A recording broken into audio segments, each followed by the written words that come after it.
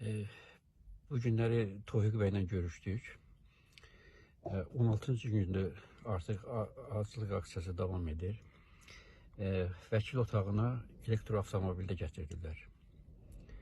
Müayinənin nəticələri bugünkü vəziyyətdə belədir. Çəki 84.9, ürək döyüntüsü 98, yəni həm çəkidə sürətlə azalma gedir.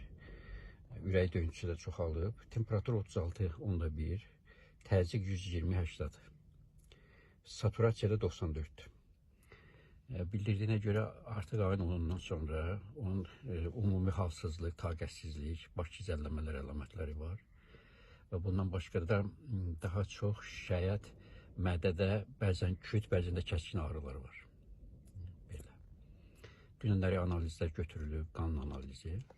Hələ nəticələr məlum deyil, nəticələr barədə məlumat verilməyib. Dostların hamısına salam göndərdim. Təşəkkür.